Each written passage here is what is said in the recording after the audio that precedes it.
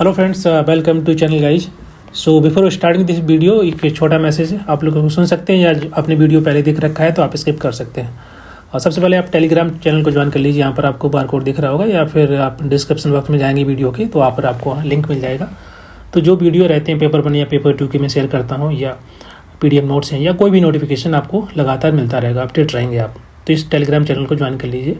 Second, ये जो video है इसके बारे में थोड़ा आपको बता देता हूँ। ये कंटेंट पेड कोर्स का कंटेंट है, बट जो लोग अफोर्ड नहीं कर सकते कोर्सेज को या तो वो लोग इसको वीडियो देख सकते हैं। इसमें मैंने यूनिट वाइज PYQ डिस्कस किए हैं। जैसे पिछले 5-6 सालों में यूनिट 1 में कितने क्वेश्चन आए हुए हैं उनको मैंने इन वीडियो में बताया हुआ है, समझाया हुआ है लाइव क्लास के माध्यम से। ये रिकॉर्डेड है तो आप इनको देख सकते हैं। और उसमें केवल PYQ डिस्कशन नहीं है, इसमें मैंने PYQ को कैसे आपको सॉल्व करना है, कैसे ऑप्शन को एलिमिनेट करना है या करंट में कैसे क्वेश्चन आ रहे हैं उनको कैसे सॉल्व करना है उसका तरीका मैंने बताया हुआ है। लेंदी जो क्वेश्चन होते हैं उसको आपको कैसे समझना है सो दैट कि आप जल्दी कम समय में जल्दी आंसर दे पाएँ, क्योंकि एग्जाम में आपका टाइम लिमिटेड होता है। तो आपको वो सभी तरीके आने चाहिए सो दैट कि आपके क्वेश्चन ज़्यादा से ज़्यादा करेक्ट हों कम समय में। तो वो सब चीज़ें मैंने इसमें एक्सप्लेन की है वीडियो में PYQ डिस्कशन के साथ साथ। ओके, तो आप इन सभी को देख सकते हैं। जितना आप प्रैक्टिस करेंगे उतना अच्छा रहेगा एग्जाम के लिए और उतना अच्छा आप स्कोर कर पाएंगे, क्योंकि बहुत सारे स्टूडेंट के 1-2 मार्क्स से रह जाते हैं because of lack of practice. देखिए, पढ़ते सभी हैं, सबके पास नोट्स रहते हैं या बुक्स रहता है, बट प्रैक्टिस सबसे इंपॉर्टेंट है। तो आप जितना PYQ सॉल्व करेंगे उतना अच्छा है, जितना मॉक टेस्ट सॉल्व करेंगे उतना बढ़िया है। सो जो लोग भी अफोर्ड नहीं कर पा रहे हैं वो लोग इन वीडियो को देख लीजिए। एग्जाम तक मैं आपको डेली वीडियो डालता रहूँगा यूनिट वाइज, और बाकी जो कंटेंट होगा वो भी मैं शेयर करता रहूँगा। और जो लोग अफोर्ड कर सकते हैं कोर्सेज को तो आप टेस्ट सीरीज ज्वाइन कर सकते हैं। उसमें आपको मॉक टेस्ट या फुल लेंथ मॉक टेस्ट मिल जाएंगे, PYQ मॉक टेस्ट मिल जाएंगे, करंट अफेयर भी उसमें इंक्लूड रहेगा।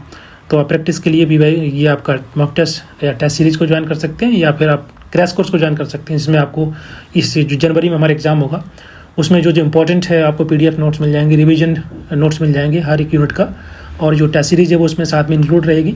या करंट से जो भी क्वेश्चन बन सकते हैं उनको भी इंक्लूड किया जाएगा। लाइव क्लासेस भी होती हैं तो उनको भी ज्वाइन कर सकते हैं। तो सो दैट कि जो लोग भी तैयारी कर रहे हैं, अगर अफोर्ड कर सकते हैं या नहीं कर सकते हैं, उनकी तैयारी सुनिश्चित होनी चाहिए। So these video will be very helpful for all of you those who are watching this video. They can also prepare properly. And पिछले 5-6 सालों में बहुत सारे बच्चे सेलेक्ट हुए हैं हमारे क्लासेस से। सो आप लोग इस वीडियो को देखिए and I hope you will get the success. आप हो गया Simran Manav. Yes sir, good evening. Okay, देखो इस क्लास में अगर कोई क्रैश कोर्स का है तो प्लीज़ आप लोग इस क्लास को ज्वाइन करिए। उसके बाद क्लास कंप्लीट होने के बाद हम लोग कंटिन्यू करेंगे। ठीक है, गुड इवनिंग टू ऑल। आज हम लोग डिस्कस करते हैं यूनिट 6 का। और यूनिट 6 बहुत लेंदी नहीं है, जैसे यूनिट 2 और 5 है, तो जल्दी कवर हो जाएगा। और इससे ज़्यादा क्वेश्चन बहुत ज़्यादा नहीं आते, मतलब 10-10 क्वेश्चन। जैसे कि जनरली हमारा वेटेज होता है कि हर एक यूनिट से आपके लगभग 10 क्वेश्चन रहते हैं, लेकिन इस यूनिट से कम ही आते हैं। 10 नहीं आते, कभी 4, कभी 5, कभी 6, 7, इससे ज़्यादा नहीं आते। और ज़्यादा लेंदी यूनिट नहीं है, आप लोग जल्दी पढ़ सकते हैं, कवर कर सकते हैं। सो दैट कि टाइम बचा करके आप बाकी यूनिट जो कि लेंदी है, जैसे यूनिट 8 है, उसमें आपका चैप्टर 1 जो है बहुत बहुत बड़ा है, इंडियन कॉन्स्टिट्यूशन। उसमें पढ़ने में टाइम लगेगा, बाकी की भी चैप्टर उसमें है तो उनमें टाइम लगेगा। So you have to manage your time in such a way कि आप जो यूनिट छोटी है उनमें जल्दी कंप्लीट करें और बाकी यूनिट में थोड़ा टाइम दे करके पढ़िए। चलिए हम लोग स्टार्ट करते हैं और यूनिट 6 के जो भी YQ आए हैं पिछले 4-5 सालों में उनको देखते हैं। पढ़िए, ये हमारा जून का एग्जाम हुआ था, उसका एक क्वेश्चन है।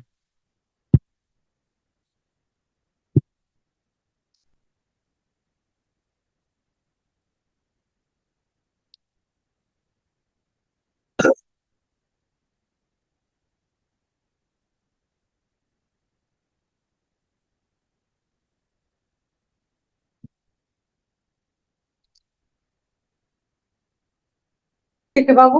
अब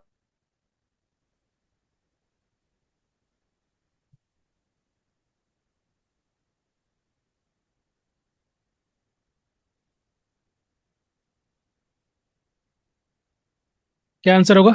mention question number with the answer. First question का आंसर क्या है?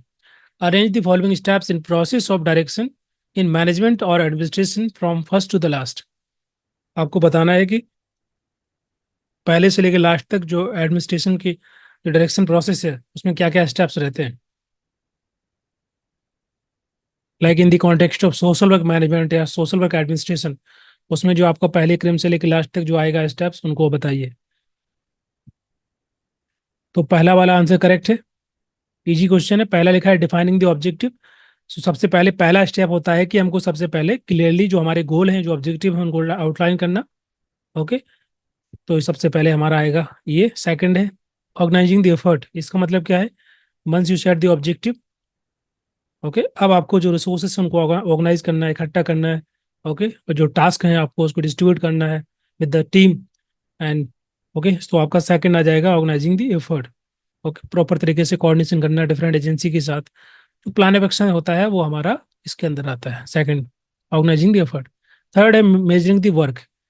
मेजरिंग वर्क का मतलब होता है कि जैसे आपने प्लान ऑफ एक्शन पे इम्प्लीमेंट किया, उसको एग्जीक्यूट किया, देन आप जो प्रोग्रेस है उसको मेजर करेंगे, उसको एवेलुएट करेंगे, देखें कितना काम हुआ है, उसको ट्रैक करना, समझना है जो भी इंटरवेंशन हुआ उसका इम्पैक्ट कितना हो रहा है अंडर दिस एडमिनिस्ट्रेशन और मैनेजमेंट, तो उसको मेजर करना, असेस करना। लास्ट में आएगा आपका developing the people. Developing the people का मतलब यहाँ पर ये है कि जो भी स्टेक होल्डर हैं उस प्रोसेस के अंदर या जो टीम है, ओके, वो उसकी कैपेसिटी बिल्डिंग करना, उसको ट्रेनिंग प्रोवाइड कराना, उनके अंदर एक लीडरशिप बिल्डअप करना, कम्युनिटी के लिए एडवोकेसी करना, स्किल डेवलप करना, वो आपका आएगा डेवलपिंग दी पीपल। तो डी लास्ट में आएगा। तो पहला ये वाला करेक्ट हो गया। क्लियर सभी को?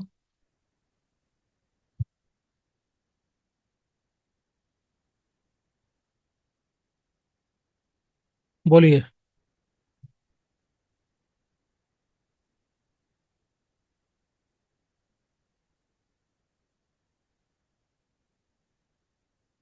आगे बढ़े, चलिए क्वेश्चन नंबर सेकंड पढ़िए। Which is not the direct statement about functional organisation. आपको बताना है कि कार्यात्मक संगठन फंक्शनल ऑर्गेनाइजेशन में कौन सा करेक्ट नहीं है स्टेटमेंट।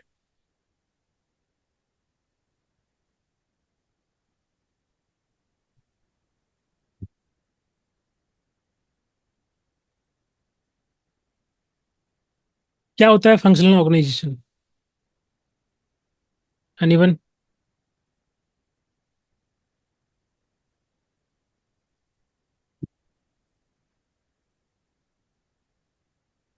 बोलिए।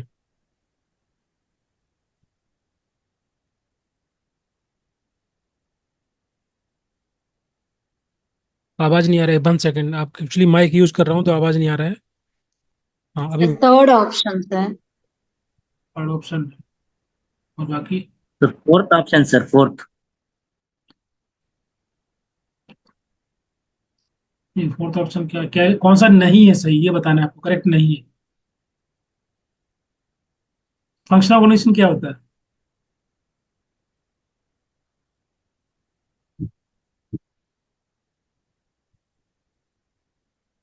हम्म,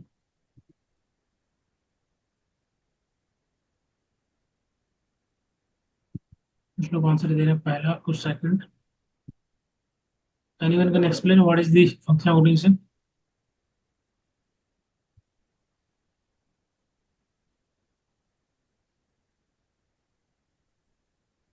बोलिए।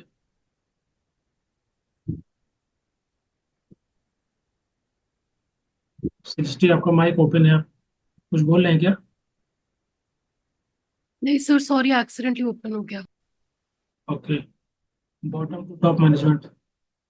बॉटम टू टॉप मैनेजमेंट तो ये ठीक है, स्ट्रक्चर। देखिए, फंक्शनल ऑर्गेनाइजेशन का मतलब होता है कि जैसे कि कोई भी कंपनी होती है ना, कोई भी कंपनी का आप एग्जाम्पल ले सकते हैं, उसके अंदर बहुत सारे डिपार्टमेंट होते हैं।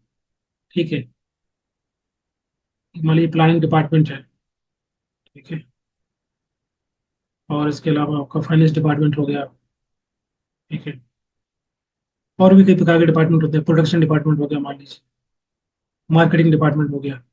तो मल्टीपल डिपार्टमेंट होते हैं, ठीक है। उसके ऊपर इसके अंडर और भी, मतलब जैसे मान लीजिए कोई यहाँ पर चेयरमैन होगा, वाइस चेयरमैन होगा, उसके नीचे आपके जीएम हो सकता है, जनरल मैनेजर, उसके नीचे आपका एजीएम हो सकता है। इस प्रकार से प्रॉपर तरीके से हिरार्की बनी होती है, एक स्ट्रक्चर बना होता है टीम का, ठीक है, जहाँ पर डिफरेंट डिपार्टमेंट्स होते हैं। जैसे ये आपका डिपार्टमेंट हो गया डिफरेंट, ओके। जो भी एरिया ऑफ एक्सपर्टाइज होता है उसके बेसिस पे उनके नीचे जो है मल्टीपल लोग जुड़े होते हैं, जो बहुत सारे एम्प्लॉयज ऑर्गेनाइज होते हैं एक प्रॉपर तरीके से हिरार्की के अंदर, वो आपका फंक्शनल ऑर्गेनाइजेशन। तो कोई भी संस्था जहाँ पर डिफरेंट डिपार्टमेंट्स हैं और on the basis of their expertise उसके एम्प्लॉइज भी उससे जुड़े हुए हैं हर एक डिपार्टमेंट के अंदर, वो आपका एक फंक्शनल ऑर्गेनाइजेशन। क्लियर? जैसे मान लीजिए कोई एनजीओ ही है तो एनजीओ भी एक फंक्शनल ऑर्गेनाइजेशन आपका होगा, क्योंकि उसमें मल्टीपल डिपार्टमेंट होते हैं, डिफरेंट वर्क होता है। जैसे आपका एचआर डिपार्टमेंट हुआ, प्रोडक्शन डिपार्टमेंट है, मार्केटिंग डिपार्टमेंट है, और कई सेल्स डिपार्टमेंट है, कई प्रकार के डिपार्टमेंट हो सकते हैं।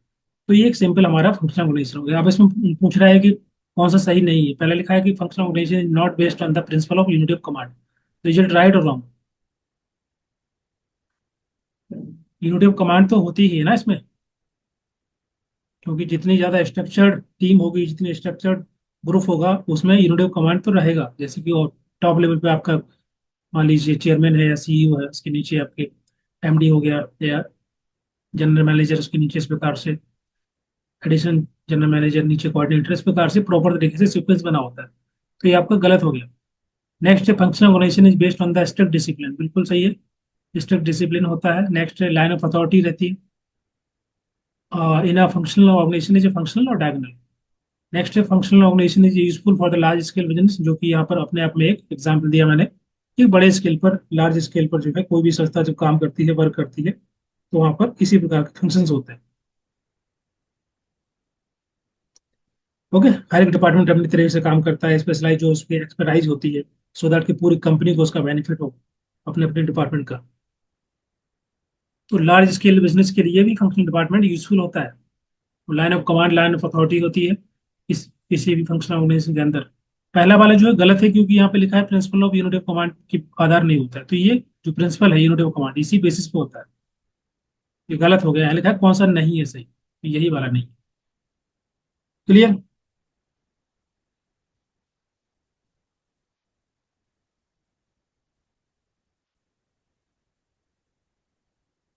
बोलिए।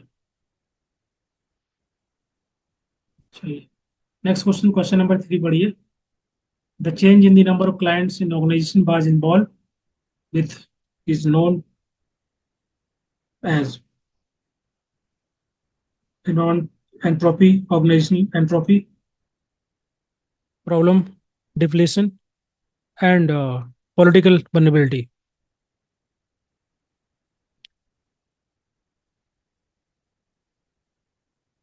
Change in the number of client in किसी संस्था के अंदर, जैसे मान लीजिए कोई एनजीओ है या कोई ऐसी ऑर्गेनाइजेशन है जहाँ पर बहुत सारे उनके बहुत सारे क्लाइंट्स हैं, अगर उसमें बदलाव होता है, बढ़ते हैं या कम होते हैं किसी प्रकार से, तो किस प्रकार की एंट्रोपी या क्या होगा, इसको क्या बोलेंगे?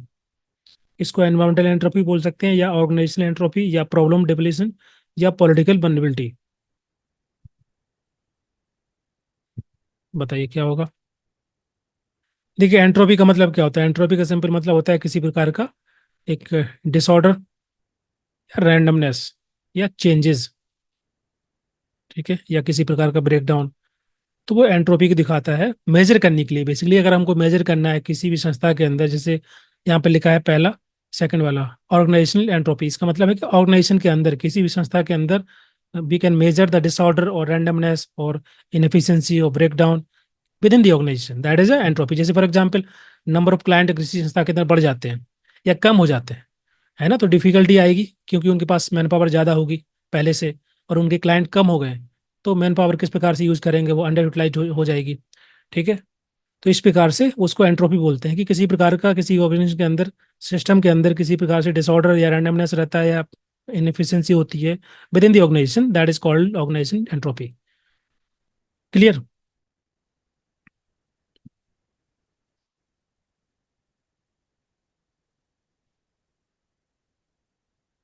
सेकंड वाला करेक्ट हो जाएगा। What is environmental entropy? Environmental entropy आपका एक बाहरी फैक्टर है, एक्सटर्नल फैक्टर बोल सकते हैं। इसमें दोनों आ सकते हैं, जैसे कि एक तो आपका पॉलिटिकल फैक्टर हो गया, है ना, या फिर कोई इकोनॉमिक फैक्टर भी हो सकता है। मतलब चेंजेस जो आ रहा है, जैसे फॉर एग्जांपल किसी कंट्री के अंदर गवर्नमेंट ने कोई नया पॉलिसी या प्रोग्राम लाया, ऐसी पॉलिसी जो कि कहीं ना कहीं किसी एनजीओ को जो फंड, पहले फंड जो मिलता था, वो हो सकता है कम मिले या कट हो जाए। तो ये क्या है? बाहरी फैक्टर है, जिससे इम्पैक्ट पड़ेगा उस एनजीओ की वर्किंग पर। ठीक है, जिस प्रकार की सर्विसेज वो दे रहा है हो सकता है ना दे पाए, क्योंकि उनकी फंडिंग्स कट हो गई है बिकॉज ऑफ द ऐसी पॉलिसी गवर्नमेंट के द्वारा बनाई गई है। पॉलिटिकल आपका चेंजेस, इकोनॉमिक चेंजेस हो सकता है, या कोई फंड आपको मिल रहा है बाहर से वो नहीं मिले या कम मिले, तो भी उसमें बदलाव आएगा, चेंज आएगा। तो जो संस्था के अंदर जो चेंजेस आते हैं किसी प्रकार के, वो एंट्रोपी में आते हैं, उसको बोलेंगे हम environmental entropy. That could be external, political हो सकता है या इकोनॉमिक हो सकता है। ओके, तो ये बाहरी है। बाकी इसमें जो लिखा है कि change in the number of client within the organisation, ये आपका आएगा ऑर्गेनाइजेशनल एंट्रोपी के अंदर। क्लियर?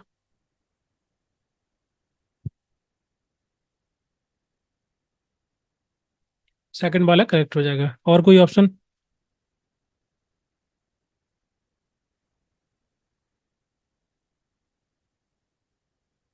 बोलिए, आगे बढ़े। Yes sir. चलिए, ये तो यही क्वेश्चन। ओके, हाँ। Next question, question number 4। यहाँ पर मॉडल ऑफ कम्युनिकेशन दिए गए हैं एंड आपको पेयर करना है कौन सा मॉडल कब आया।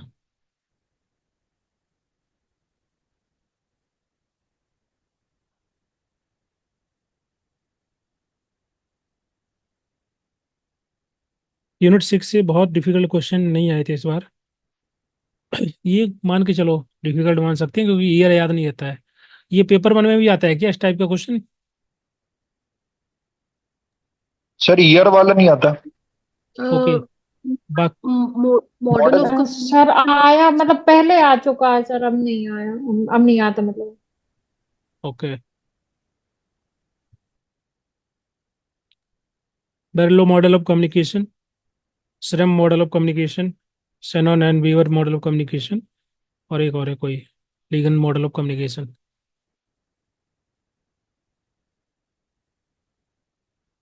एक एक करके अंडरस्टैंड करते हैं। देखो, जो पहला यहाँ लिखा है ना, बेरलो मॉडल ऑफ कम्युनिकेशन, पहला वाला, देखिए मॉडल काम करता है, इसको दूसरे नाम से भी जानते हैं, इसको हम SMCR बोलते हैं।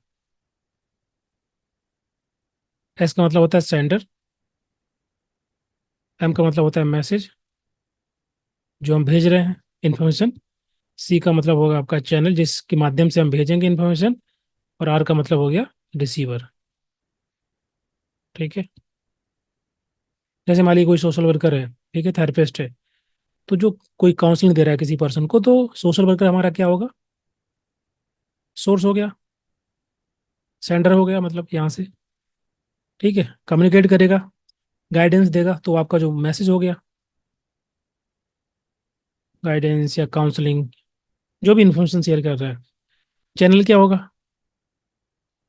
वर्बल कम्युनिकेशन, बातचीत करके। और जो क्लाइंट होगा जो कि रिसीव कर रहा है counselling, that is called as receiver. Okay, तो ये जो इंटरेक्शन है, जो कम्युनिकेशन इन दोनों के बीच में, क्लाइंट और सोशल वर्कर के बीच में, ये इफेक्टिव कब होगा? जब वो एक दूसरे को समझ पाएंगे, जान पाएंगे, उनके बीच में बेहतर रैपोर्ट बिल्डिंग होगी, म्यूचुअल अंडरस्टैंडिंग अच्छी होगी। इसलिए हम फोकस करते हैं सबसे पहले कि दोनों के बीच में रैपोर्ट बिल्डिंग अच्छी होनी चाहिए, कम्युनिकेशन अच्छा होना चाहिए, so that they can share information with each other, और जो म्यूचुअल अंडरस्टैंडिंग होती है वो भी बेहतर होगी। ओके, तो ये आपका, इसको कहते हैं SMCR मॉडल। एस मतलब हो गया आपका सिंपल सोर्स, एम का मतलब मैसेज हो गया, सी का मतलब हो गया आपका चैनल, और आर का मतलब हो गया रिसीवर। क्लियर? ये 1960 में आपका डेवलप किया गया, बर्लो मॉडल जिसको बोलते हैं। पहला क्लियर हो गया, दूसरे पे चलते हैं। दूसरा यहाँ पर है श्रम मॉडल ऑफ कम्युनिकेशन। ये सर्कुलर मॉडल इसको बोलते हैं। क्यों बोलते हैं सर्कुलर मॉडल? क्योंकि ये काम करता है फीडबैक बेस्ड पे। जैसा फीडबैक आएगा उसके बेसिस पे कम्युनिकेशन होगा। तो फीडबैक जो है सबसे इंपॉर्टेंट, ये बोल सकते हैं की रोल प्ले करता है।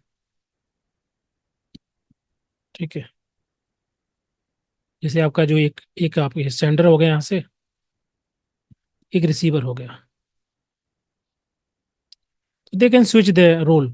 सेंडर कुछ भेजेगा, उसके बाद रिसीवर उसको रिसीव करेगा, सुनेगा, उस फीडबैक देगा, देन फिर अगेन यहाँ से वो मैसेज भेजेगा, देन इसको रिसीव करेगा, उसके बेसिस पे सेंडर अगेन मैसेज भेजेगा। तो एक केस पे चलता है आपका फीडबैक मैकेनिज्म आधारित होता है, इसलिए हम सर्कुलर मॉडल बोलते हैं इसको। ओके, जैसे कि मान लीजिए कोई कम्युनिटी ऑर्गेनाइजेशन कोई है, तो वहाँ पर किसी प्रकार का इंटरवेंशन किया जा रहा है, तो कम्युनिटी जो ऑर्गेनाइजर होंगे, ठीक है, वो लोगों के साथ डिस्कशन करेंगे, बातचीत करेंगे, इंटरेक्शन करेंगे, उनसे फीडबैक लेंगे, क्वेश्चन उनके जो होंगे उनको आंसर देंगे। तो ये क्या डिकोडिंग हो रहा है, डिस्कशन जो होगा, ओके, वो इंटरेक्शन जो होगा वो इंश्योर करेगा कि जो मैसेज सेंटर के द्वारा भेजा जा रहा है वो रिसीवर समझ पा रहे हैं, और रिसीवर के द्वारा फीडबैक दिया जा रहा है वो सेंटर समझ पा रहा है। उसके बेसिस पे अगेन वो लोग कन्वर्जेशन कर रहे हैं, कम्युनिकेशन स्टैब्लिश कर रहे हैं। सो फीडबैक इज अ इम्पॉर्टेंट, बोल सकते की रोल पर प्ले करता है कम्युनिकेशन के अंदर। That is a circular model या सरल मॉडल ऑफ कम्युनिकेशन।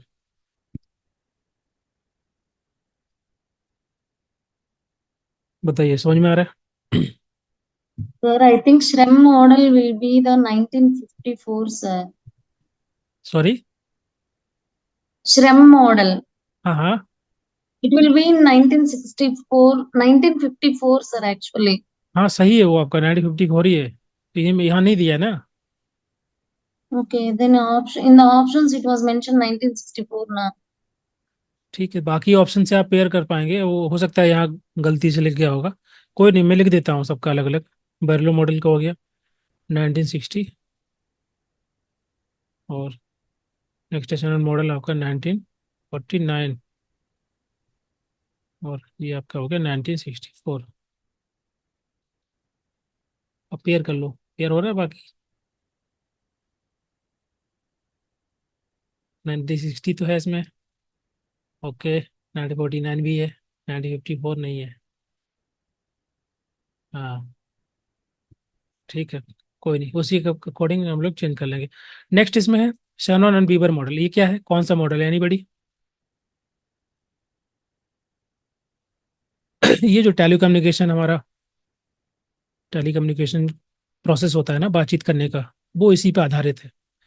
टेलीकम्युनिकेशन में क्या होता है कि जैसे एक मोबाइल है ना, एक इस तरफ मोबाइल होता है, एक ए होता है, एक बी होता है, ठीक है। वो डेटा को एनकोड करते हैं यहाँ से, मतलब जो बात कर रहे होते हैं वो चेंज होता है इलेक्ट्रॉनिक मैसेज में, उसके बाद डिकोड करके वो सेंड किया जाता है। सेंड करके उसमें नॉइस भी आ सकती है, इसी वजह से कभी कभी वॉइस जो है ब्रेक डाउन होती है या और ब्लॉक हो जाती है। तो वो नॉइस जो है, बेसिकली ये जो मॉडल बताता है कि नॉइस जो है वो बहुत महत्वपूर्ण है, उसको समझना, क्योंकि वो कहीं ना कहीं हमारे पूरे के पूरे कम्युनिकेशन को ब्रेक डाउन कर सकती है। और अगर नॉइस रहेगी, जैसे फॉर एग्जांपल सिग्नल अगर पुअर है, फॉर एग्जांपल जैसे कि कोई भी एक मान लीजिए कम्युनिटी ऑर्गेनाइजेशन के माध्यम से सोशल वर्कर के द्वारा किसी भी कोई प्रोग्राम है उसके बारे में अवेयरनेस कैंपेन चलाया जा रहा है, ठीक है, awareness campaign. So they can use like radio के माध्यम से, रेडियो ब्रॉडकास्ट के माध्यम से बता सकते हैं, या सिंपल माइक के माध्यम से लोगों को अवेयर कर सकते हैं। तो अगर किसी प्रकार की नॉइस रहती है या सिग्नल वीक होता है रेडियो ब्रॉडकास्ट में, तो वो कहीं ना कहीं जो कम्युनिकेशन है, जो इन्फॉर्मेशन शेयर करना चाहते हैं, वो उतना इफेक्टिव नहीं होगा। दैट मीन्स जो कैंपेन जिसके लिए, जैसे फॉर एग्जांपल हेल्थ सर्विस है, एजुकेशन अवेयरनेस कैंपेन है, तो वो उतना इफेक्टिव नहीं हो पाएगा बिकॉज ऑफ नॉइस। तो जो नॉइस है वो यहाँ पर सबसे इंपॉर्टेंट रोल प्ले करती है। तो जितने कंपोनेंट हैं, जैसे कि सेंडर है, रिसीवर है, मैसेज है, चैनल है, ये तो हम लोग पढ़ ही चुके हैं। एक और कंपोनेंट इन्होंने ऐड कर दिया, दैट इज अ नॉइस, ठीक है। तो ये कंपोनेंट इसमें अलग से ऐड है, किसके द्वारा, सेनन बीवर के द्वारा ऐड किया गया, जो कि हम टेलीकम्युनिकेशन में पढ़ते हैं। So noise is also very important component in the process of communication.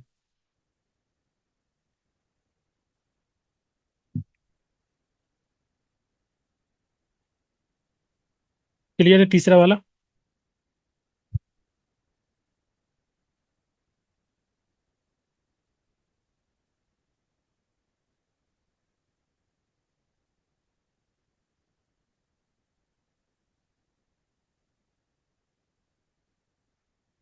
बोलिए, लास्ट और बचा एक और, लीगन मॉडल। लीगन मॉडल बेसिकली बोल सकते हैं एजुकेशनल सेटिंग में हम यूज करते हैं, जब हम अवेयर कर रहे होते हैं लोगों को, टीच कर रहे होते हैं, है ना, उसमें हम लोग टीचिंग, बेसिकली टीचिंग सेटिंग्स में ये कम्युनिकेशन मॉडल यूज होता है। जैसे कि जो मेडिकल हेल्थ वर्कर होते हैं, मेडिकल सोशल वर्कर हैं, तो वो अगर किसी प्रकार से लोगों को बता रहे हैं, कुछ ट्रेन कर रहे हैं, ट्रेनिंग दे रहे हैं, कैपेसिटी बिल्डिंग कर रहे हैं, तो ये जो आपका legal model of communication generally use होता है। क्योंकि जैसे कि फॉर एग्जांपल उन्होंने कुछ शेयर किया, कुछ बताया, इन केस जो आपके रिसीवर एंड पर है, क्लाइंट है, ठीक है, उनको कुछ समझ में नहीं आ रहा है, तो वो फीडबैक मैकेनिज्म के माध्यम से दोबारा बोलेंगे, तो ट्रेनिंग कि जो टेक्निक है, जो मेथड इनके द्वारा यूज किया जा रहा है टीचर के, सॉरी, ये सोशल वर्कर के द्वारा, दे कैन चेंज, उसको बदल सकते हैं, चेंज कर सकते हैं, टीचिंग मेथड को मॉडिफाई कर सकते हैं। ओके, तो ये काम करता है legal model of communication specially for the educational settings. या जैसे कि और भी होता है, आप हाँ बोलिए। सर जो नोट्स दिए हुए हैं उनमें ये सब मॉडल्स मेंशन नहीं है। नहीं देखो, ये आपका डायरेक्ट ये सिलेबस में नहीं है ना, इसी वजह से नोट्स में ओके। नहीं होगा। इसलिए मैंने उसको भी एक्सप्लेन कर दिया, क्योंकि अब सिलेबस में नहीं रहता। नोट्स बेसिकली बना होता है सिलेबस के आधार पर, है ना, जितने सिलेबस में जो कुछ चैप्टर है, जितने भी आपके टॉपिक हैं, वो कवर रहते हैं नोट्स में। अब अगर कोई टॉपिक नया है, कुछ अलग से आ जाएगा, तो वो तो पता नहीं रहेगा ना हमको भी कि ऐड करना है कि नहीं करना है। तो वो अगर एग्जाम में ओके। आता है तो हम लोग क्लास में डिस्कस कर लेते हैं इसी वजह से, ठीक है। है ना, क्योंकि जो सिलेबस होगा और सिलेबस के बेसिस पे हम नोट्स बनाते हैं। रैंडमली अगर हम कुछ भी ऐड करेंगे तो बहुत लेंदी हो जाएगा, फिर तो आप लोग पढ़ने में डिफिकल्टी होगी। तो सिलेबस के आधार पर जितना होता है वो बना देता हूँ, बाकी अगर कुछ रहता है एक्स्ट्रा तो हम लोग क्लास में डिस्कस कर लेते हैं। ठीक है सर। ओके, तो legal model communication education writing में फॉर एग्जांपल, एक एग्जांपल और ले सकते हैं आप, जैसे कि आपने देखा होगा रेडियो वगैरह पे जो फार्मर्स होते हैं उनको, उनके लिए अलग से एक काइंड ऑफ प्रोग्राम किया जाता है, जिसमें वो बताते हैं फार्मर्स को कब कौन सी फसल लगानी चाहिए, किस, वो पूरा प्रॉपर तरीके से बागवानी के बारे में बताती है सब। तो ये आपका एजुकेशन सेटिंग में आता है, ये कम्युनिकेशन कहलाता है लीगल मॉडल। ठीक है। सर हम्म।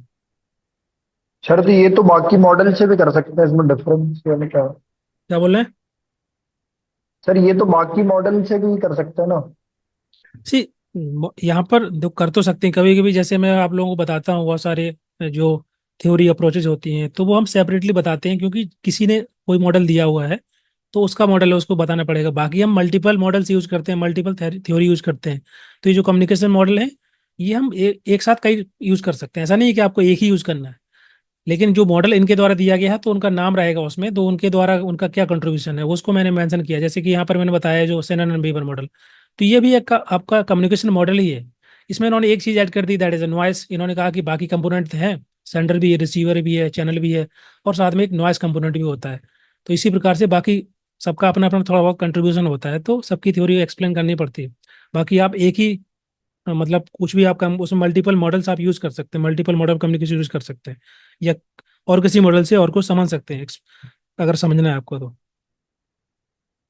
जैसे कि सेकंड वाला मैंने बोला बोला सर मॉडल, तो इसमें मैंने बताया सिंपल फीडबैक मैकेनिज्म, कि जहां पर सेंडर और रिसीवर दोनों ही एक्टिव हो जाते हैं। पहले सेंडर जो है मैसेज करेगा, वो उसको रिसीव करेगा, उसके बाद वो समझ करके उसको दोबारा यहाँ से फीडबैक देगा, तो ये भी यहाँ पर एक्टिव है। ये थोड़ा थोड़ा डिफरेंस होता है, मतलब अगर आप उसको समझोगे, क्योंकि हर एक ने अपना मॉडल दिया है तो कुछ ना कुछ एडिशन उन्होंने अपनी तरफ से किया होगा। समझ रहे हो? Okay sir, okay sir. Hmm. तो you can use multiple model in any setting. ये जस्ट अलग अलग क्लासिफाई कर दिया so that you can understand कि किसके द्वारा कौन सा मॉडल दिया गया। अभी इसको आप पेयर जी करिए, सर। क्या आंसर हो जाएगा। ए 1964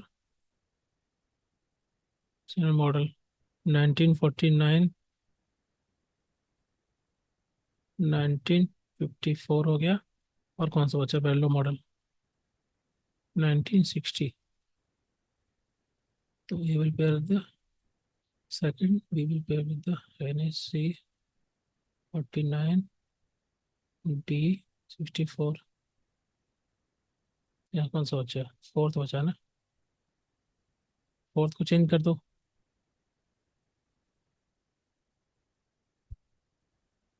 तो कोई पेयर हो रहा है ऑप्शन? सेक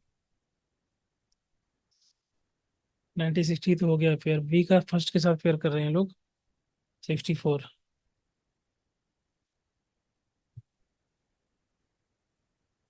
ये यार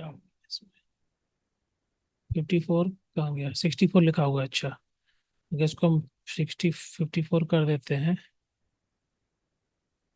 सी will pair with the fourth, C क्या है, 49। नहीं यार, ये तो ऐसे तो नहीं होगा, 49 थर्ड लिखा हुआ है ना, तो ये आपका बी वाला थर्ड के साथ पेयर होगा।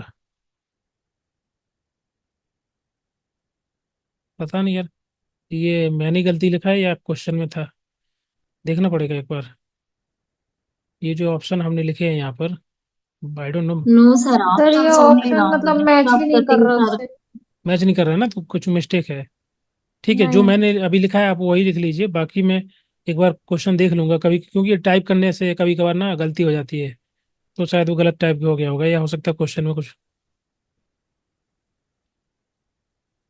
Instead of 1961, 1954 is right, sir.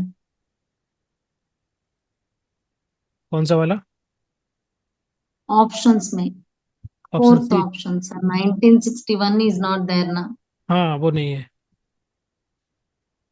यही ऑप्शन जो So मैंने instead of 1961, 1954 is correct, sir. हम्म, ठीक है, मैं एक बार देख लूंगा इसका क्वेश्चन में क्या लिखा है और मैंने क्या टाइप किया हुआ है। आई डोंट नो, मिस्टेक हो सकता है। ओके, तो बाकी मतलब मॉडल तो आपको समझ में आ गए ना, ईयर है तो वो ईयर हम लोग पेयर कर लेंगे, कुछ कल कर लेंगे। क्लियर? बताइए। Yes sir. हम्म, इसको होल्ड कर लो आंसर को, वो हम करेक्ट कर लेंगे कल एक बार। ये जून 2024 के क्वेश्चन थे, 4 क्वेश्चन आए थे इस बार। और अगर देखें इसको तो वैसे डायरेक्टली ये क्वेश्चन आपका इस यूनिट से है नहीं, लेकिन कम्युनिकेशन इस यूनिट का पार्ट है, तो मैंने इसमें यहाँ पर ऐड कर दिया है, क्योंकि बाकी क्वेश्चन भी आपको। लीगल मॉडल बताइए। लीगल मॉडल जनरली यूज करते हैं एजुकेशन सेटिंग में, मतलब जैसे आप कम्युनिकेट कर रहे हैं, कुछ बता रहे हैं लोगों को, जो है ट्रेन कर रहे हैं, ट्रेनिंग दे रहे हैं, काउंसलिंग दे रहे हैं, तो लीगल मॉडल यूज होता है। ओके, तो जैसे कि जिस तरीके से आप बता रहे हैं, समझा रहे हैं, अगर वो वर्क नहीं कर रहा है तो आप उसको मॉडिफाई कर सकते हैं। ठीक है, चेंज कर सकते हैं, अगर वो मिस अंडरस्टूड है कोई बात, तो आप उसको चेंजेस कर सकते हैं। तो बेसिकली एजुकेशन सेटिंग में हम लोग लीगल मॉडल यूज करते हैं। ओके, तो कम्युनिकेशन प्रोसेस है वो चेंज कैसे होता है, through the feedback mechanism.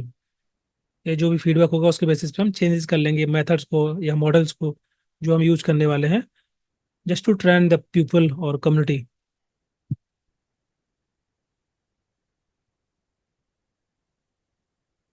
So these are the 4 questions from the June 2024 question paper.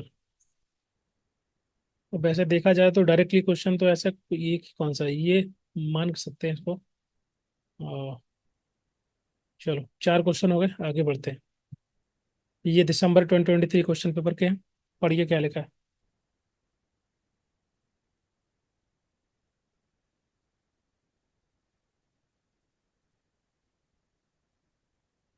The report title youth in India 2022 is published by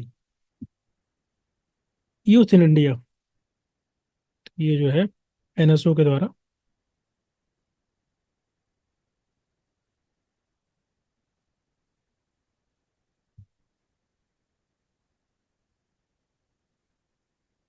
क्या आंसर होगा?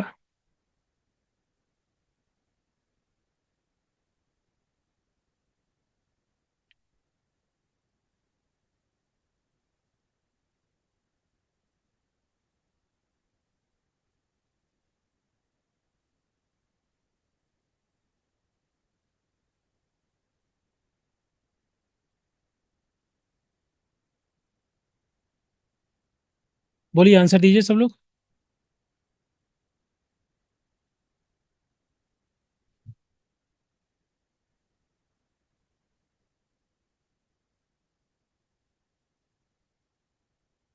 Ministry of statistics and programme implementation, government of India, इसके द्वारा, national statistical office के इसके द्वारा इसको publish किया जाता है रिपोर्ट को। बेसिकली जैसे कि नाम में लिखा है यूथ इन इंडिया, यूथ को लेकर के है, 15 साल से लेकर 29 ईयर तक की एज के जितने भी सिटीजन हैं, उनको इस रिपोर्ट में उनके बारे में रिपोर्ट है, जैसे कि इनका एजुकेशन लेवल क्या है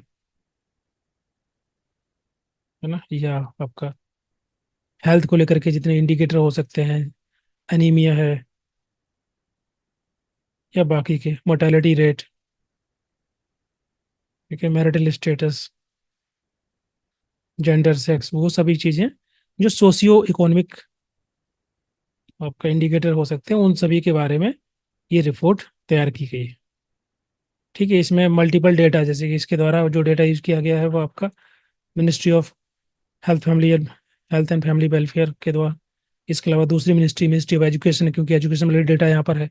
तो डिफरेंट मिनिस्ट्री के जो डेटा है उनको इन्होंने यूज किया, कंपाइल किया, और इस एज ग्रुप 15 से लेकर 29 साल के जो है सिटीजन्स के लिए ये डेटा तैयार किया गया। ठीक है, कि जो प्रोग्राम है या पॉलिसी गवर्नमेंट के द्वारा बनाए जाते हैं यूथ के लिए कौन कौन से हैं, क्या क्या पूरा डेटा है, वो सब इसके अंदर है, इस रिपोर्ट के अंदर। Report title youth in India 2022। ठीक है, तो ये ministry of statistics and programme implementation government of India के द्वारा जारी किया जाती है। क्लियर?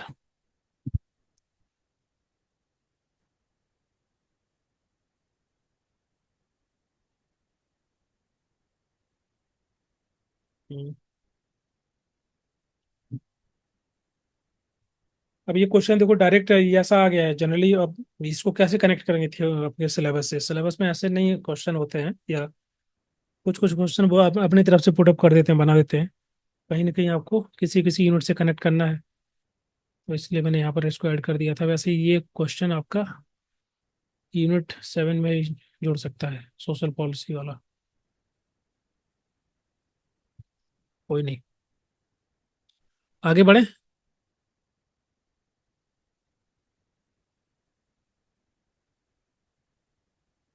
Yes sir. सर इसका आंसर 4 है ना, मिनिस्ट्री ऑफ स्टेटिस्टिक्स। हाँ हाँ, जो ये लिखे मैंने लिखा है ना, ministry of statistics and programme implementation, यहाँ लिखा ओके हुआ है। सर। मैंने शॉर्ट में लिख दिया है यहाँ पर, national statistical office, ministry of statistics and programme implementation government of India.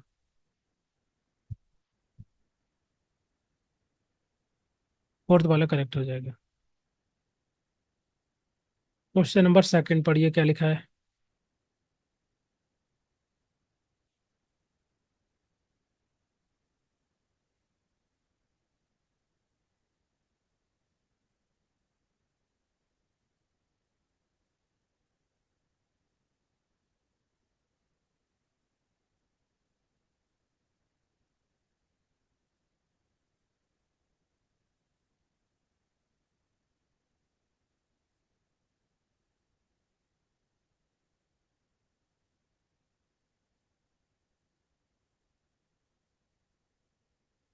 There is hierarchy in the social welfare administration structure.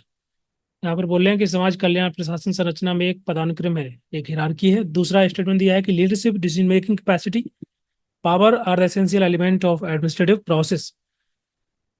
प्रशासनिक प्रक्रिया के आवश्यक तत्व जो है, एक नेतृत्व लीडरशिप है, डिसीजन मेकिंग कैपेसिटी निर्णय लेने की क्षमता, और पावर शक्ति।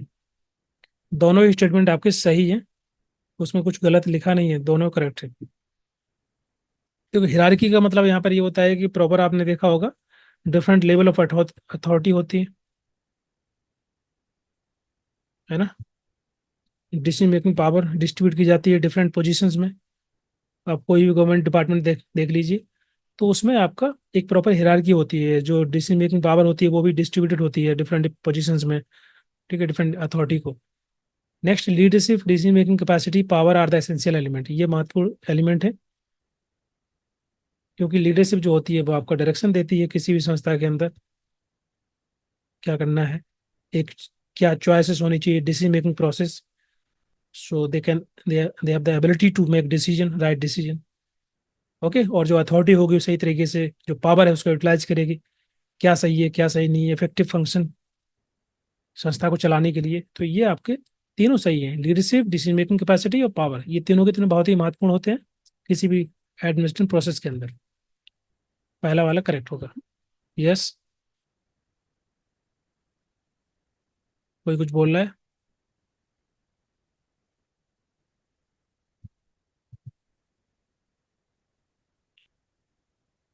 ओके, तो लीडरशिप बहुत ही इंपॉर्टेंट है किसी भी संस्था के अंदर। उसके जो मिशन है, ऑब्जेक्टिव है, उसको कंप्लीट करना, उनके साथ अलाइन करना प्रोग्राम को, रिसोर्स को एलोकेट करना, और बाकी जो टीम है उनसे उनको मोटिवेट करना, उनसे काम कराना, ये सभी के सभी काम होते हैं। पहला वाला करेक्ट हो जाएगा। Question number 3, which is the major objective of the social administration? सामाजिक प्रशासन के मुख्य उद्देश्य कौन से हैं?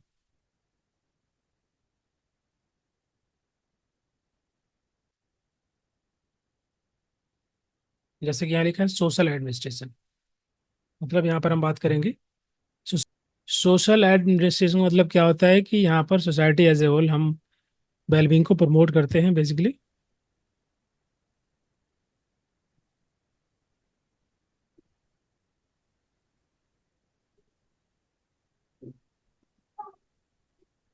Concerning concerning with the wellbeing of the society, that is a social administration. अब इसमें वेलबींग का मतलब सभी रूप से, चाहे वो सामाजिक रूप से हो, सोशल सोशल कंडीशन को इम्प्रूव करना हो, या उनकी आर्थिक स्थिति को सही करना हो, इकोनॉमिक स्टेटस को इम्प्रूव करना हो। ठीक है, जैसे आपने बहुत सारी स्कीम्स देखे होंगे, सोशल वेलफेयर स्कीम चलाए जाते हैं, या एजुकेशन को लेकर के सभी को शिक्षा देना, education to all, health care facility ensure करना,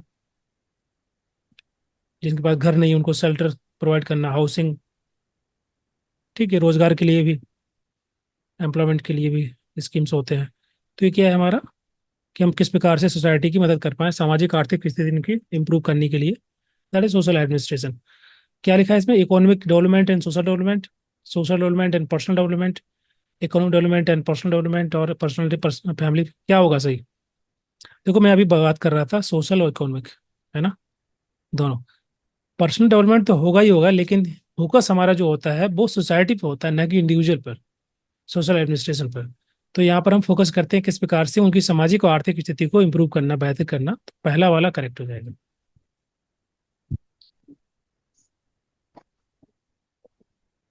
क्लियर? तो जो प्राइमरी ऑब्जेक्टिव हमारा पर्सनालिटी डेवलपमेंट नहीं होता है, प्राइमरी ऑब्जेक्टिव होता है सोशल डेवलपमेंट और इकोनॉमिक डेवलपमेंट। बाकी फैमिली डेवलपमेंट ऑटोमेटिक होगा ही, इंक्लूसिवली अगर हम बात करेंगे उनकी सामाजिक आर्थिक स्थिति बेहतर होगी तो।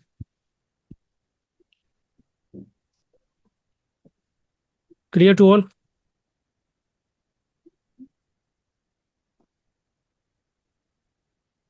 Next question, question number 4, which are the correct statement regarding the fund raising by the agency? किसी भी संस्था के द्वारा अगर फंड रेजिंग की जाती है, प्लीज म्यूट करिए, तो क्या स्टेटमेंट यहाँ पर सही है?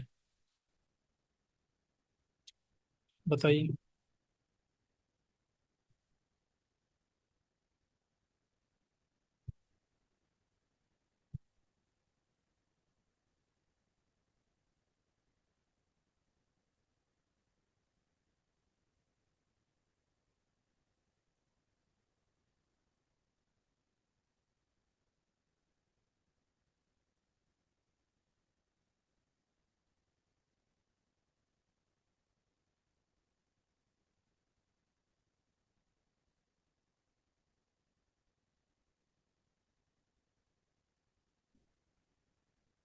क्या आंसर हो जाएगा? देखिए क्या लिखा है कि ऑर्गेनाइजेशन, कोई भी एजेंसी है, कोई संगठन है, should function on the non profit basis. अगर कोई फंड रेजिंग करती है कोई एजेंसी, तो पहला स्टेटमेंट दिया जा रहा है कि उनको नॉन प्रॉफिट बेसिस पे काम करना चाहिए, फंक्शन करना चाहिए, कार्य करना चाहिए। तो क्या सही है? ठीक है। Next, agency should be in the operation for the last 3 year. तो ये सही है कि नहीं है पता नहीं है, अभी तो कुछ बोल नहीं सकते, डिपेंड करता है एजेंसी या संस्था किस टाइप की है। Money should be raise for the profitable purpose, ये तो गलत हो जाएगा, क्योंकि ऊपर लिख रहे हैं कि वो नॉन प्रॉफिट बेसिस के लिए फंड रेजिंग हो रही, और यहाँ पर बात कर रहे हैं कि money should be raise for the profitable purpose. तो ये तो गलत हो गया, सी वाला ऑप्शन हटा दीजिए। अब देखिए आपके 2 ऑप्शन चले गए, अब देखिए बी और डी में क्या आंसर करेक्ट हो सकता है। डी क्या लिखा है, submission of proper reports to the proper person is not mandatory. देखिए ये तो बहुत इंपॉर्टेंट है, पैसा जो आएगा, जो फंड रेज होगा, तो उसकी अकाउंटेबिलिटी, ट्रांसपेरेंसी होना बहुत इंपॉर्टेंट है ना, किसी भी एजेंसी के अंदर। कौन डोनर है, किसके द्वारा डोनेट किया जा रहा है, ओके, रेगुलेटरी बॉडी होनी चाहिए फंड रेजिंग के लिए, तो अकाउंटेबिलिटी तभी फिक्स होगी, ट्रांसपेरेंसी तभी बनेगी। तो ये तो गलत हो गया, क्योंकि मैंडेटरी है। तो डी वाला भी ऑप्शन चला गया, अब बचा आपके पास एक ही ऑप्शन। ओके, अब इसमें जो लिखा है लास्ट 3 ईयर, तो ये हो भी सकता है, नहीं भी, डिपेंड करता है किस प्रकार की संस्था है, एजेंसी किस टाइप की है, क्या रूल्स रेगुलेशन है।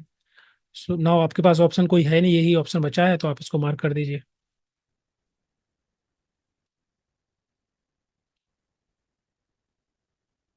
और ई ऑप्शन तो वैसे ऑप्शन में किसी में है नहीं, नीचे वाले आप देखेंगे ई वाला स्टेटमेंट जो किसी स्टेटमेंट में है नहीं ऑप्शन में, तो आपको उसको पढ़ने की जरूरत है नहीं।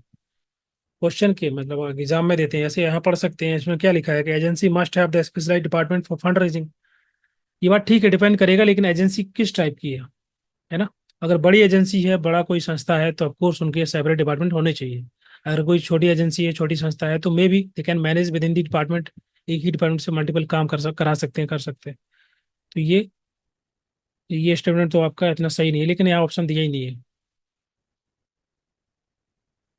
तो आप पहला वाला ऑप्शन करेक्ट कर सकते हैं। समझ में आ रहा है ना क्यों करेक्ट है पहला? क्योंकि बी और डी में डी तो गलत हो जाएगा, क्योंकि यहाँ लिखा है कि नॉट मैंडेटरी, जबकि मैंडेटरी होता है।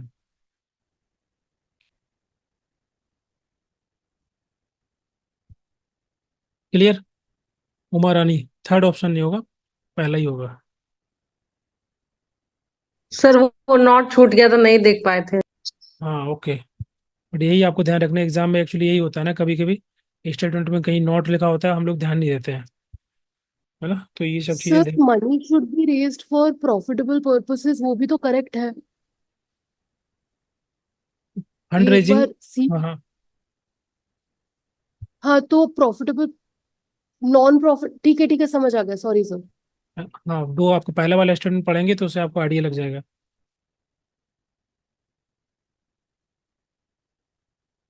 सर ई भी करेक्ट है क्या? ई वाला देखो, ई में मैंने बताया है कि ये डिपेंड करता है कि जैसे कोई एजेंसी, कोई संगठन मान लीजिए कोई एनजीओ ही है, तो एनजीओ अगर बहुत बड़ा एनजीओ है, स्ट्रक्चर बड़ा है, तो फिर मैंने बताया था कि उनका अलग अलग डिपार्टमेंट होते हैं, फंड डिपार्टमेंट अलग होगा, फाइनेंस डिपार्टमेंट अलग होगा, बाकी तो फिर उनके लिए अलग से स्पेशलाइज्ड डिपार्टमेंट होना चाहिए। That must, agency must have. लेकिन मान लीजिए कोई एनजीओ छोटा है, बहुत ज़्यादा बड़ा, उनका बहुत ज़्यादा एम्प्लॉय नहीं है उसके अंदर, तो कभी कभार वो मल्टीपल डिपार्टमेंट एक कुछ लोगों के द्वारा ही मैनेज किए जाते हैं, तो मे बी दैट पॉसिबल कि छोटा एनजीओ में वो लोग अलग डिपार्टमेंट ना रखें, सेपरेट डिपार्टमेंट ना हो।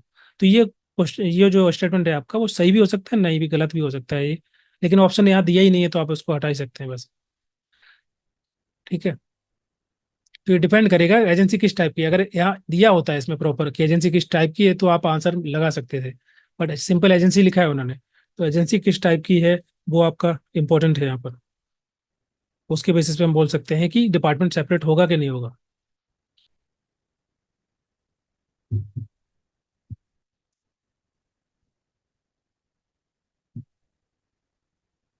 क्लियर? बोलिए। यस सर, क्लियर है। टाटा ट्रस्ट बड़ा है, देखो आपस में तो ऑफकोर्स सेपरेट क्या, उनके स्पेशल डिपार्टमेंट है, मल्टीपल डिपार्टमेंट है। तो संस्था अगर जैसी होगी उसी के अनुसार डिपार्टमेंट्स होते हैं, कभी कभी छोटी संस्था मल्टीपल डिपार्टमेंट एक साथ चलाते हैं वो लोग। क्वेश्चन नंबर 5 पढ़िए। पहले क्या है, the authority of registering non government organization under the society registration act 1860। ये जो एक्ट है, फेडरल एक्ट, को जो अथॉरिटी का नाम बताना है आपको, जिसके माध्यम से कोई भी एनजीओ रजिस्टर्ड होता है, अगर वो एनजीओ सोसाइटी रजिस्ट्रेशन एक्ट के अंतर्गत रजिस्टर किया जा रहा है, तो किस अथॉरिटी के अंतर्गत वो रजिस्टर किया जाएगा?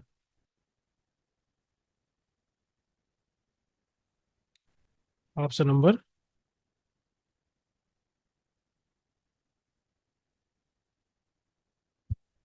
सी, थर्ड वाला करेक्ट हो जाएगा।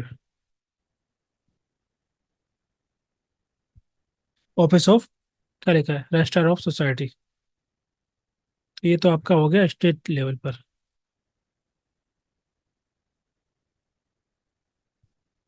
डिस्ट्रिक्ट लेवल पर कौन अथॉरिटी होता है? ऑफिस ऑफ डिस्ट्रिक्ट मजिस्ट्रेट, या सिंपल उसको बोलते हैं local office of registrar of society. तो थर्ड वाला आपका करेक्ट होगा।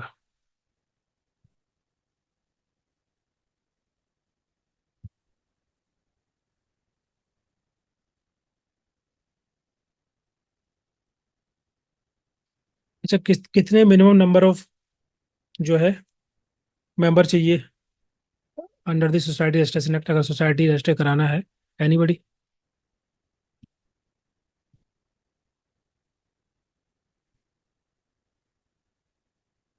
सोसाइटी को कितने जो है दे रिक्वायर मिनिमम मेंबर जो मैनेज करेंगे बेसिकली? बताइए। 7 बिल्कुल सही है, 7 करेक्ट होगा। अपर लिमिट नहीं होता है, मिनिमम 7।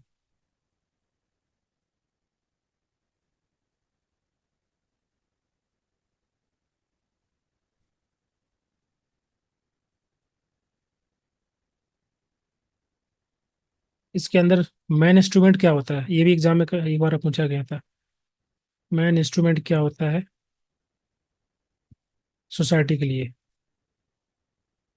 एक तो होता है आपका मेमोरेंडम ऑफ एसोसिएशन, दूसरा होता है रूल्स एंड रेगुलेशन।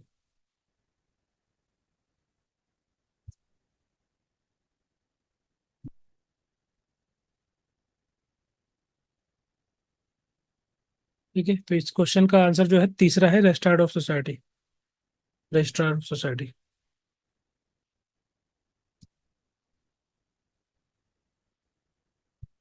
बहुत डिफिकल्ट क्वेश्चन आते नहीं, आप देखेंगे तो कोई क्वेश्चन ऐसा नहीं है कि बहुत डिफिकल्ट हो गया आपको। क्वेश्चन नंबर 6 पढ़िए।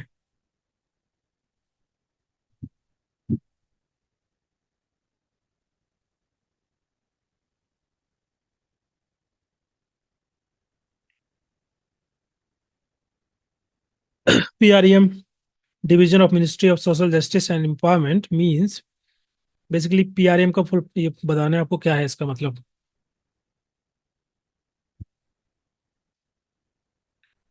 ये जो है एक डिवीजन है हमारा ministry of social justice and empowerment की मल्टीपल डिविजन्स होंगी।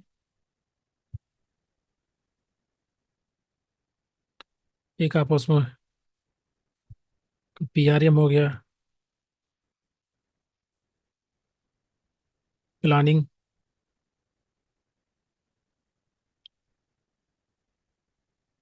क्या आंसर होगा बताइए? Research, evaluation, monitoring.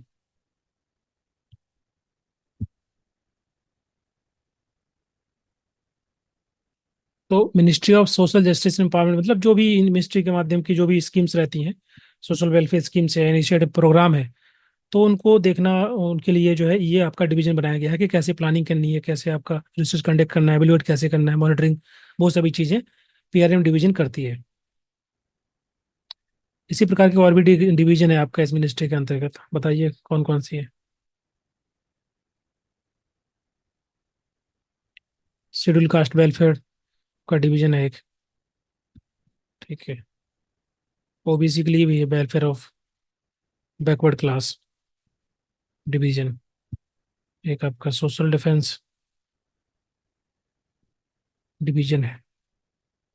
तो ये बेसिकली जो शेड्यूल कास्ट वेलफेयर डिवीजन है, ये बेसिकली शेड्यूल कास्ट के लिए, उनके वेलफेयर के लिए, उनके विकास के लिए काम करती है। इसी प्रकार से OBC जो है welfare of backward class division, ये फोकस करती है जो भी इनिशिएटिव है, प्रोग्राम्स हैं, वेलफेयर हैं for the other backward class, ठीक है। और जो सोशल डिफेंस डिवीजन क्या काम करती है बताइए? सोशल डिफेंस डिवीजन,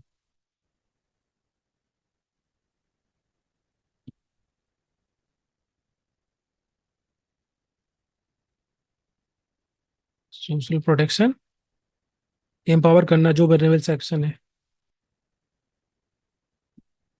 जैसे कि जो affected in substance use, affected या ट्रैफिकिंग, वो हम लोग पढ़ेंगे यूनिट 9 में, समझ में आएगा टॉपिक पूरा सोशल डिफेंस वाला।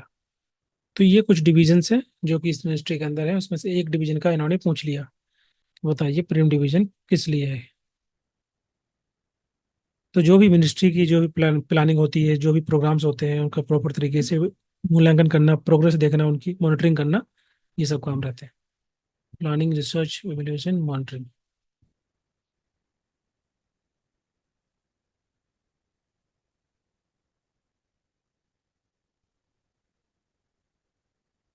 Clear?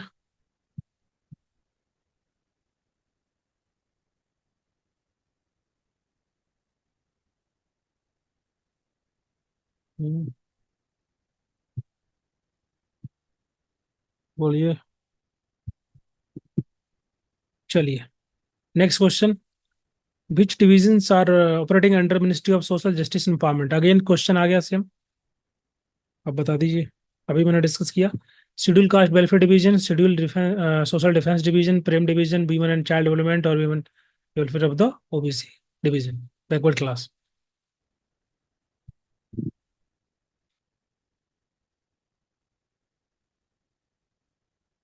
Women and child development तो ये अलग ही मिनिस्ट्री है, ministry of social justice empowerment अलग है, ठीक है, वो आपस में कोलेबरेशन हो सकता है, लेकिन that is not under this, in this ministry.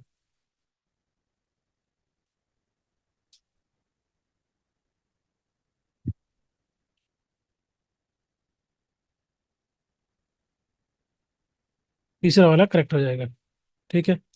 अब ये दोनों क्वेश्चन एक ही ईयर में आ गए हैं, क्योंकि ऐसे क्वेश्चन भी आ जाते हैं तो।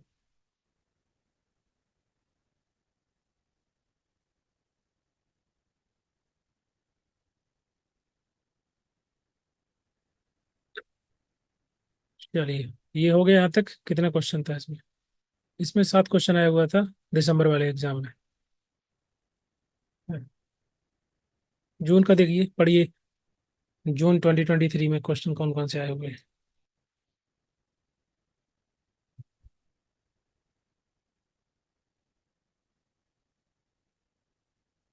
विच the following are the correct regarding the social welfare institutions? बोल रहे हैं कि सामाजिक कल्याण संस्था के संबंध में निम्नलिखित में से कौन से जो है करेक्ट है? It provide right to participation in the society, समाज में भागीदारी का अधिकार प्राप्त करने के लिए है। It respond to the need of society, समाज की जो जरूरतें हैं उनको उनको लेकर के है, या फिर इकोनॉमिक और वेलबींग पे फोकस करता है, या सोसाइटी की को फुल पार्टिसिपेशन बढ़ाने के लिए अपॉर्चुनिटी इंश्योर करता है।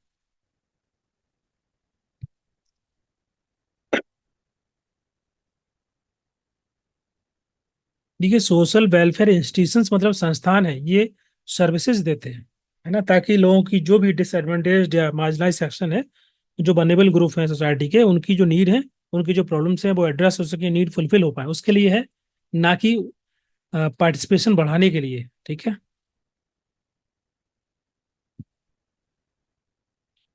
तो ये वाला आपका गलत हो जाएगा।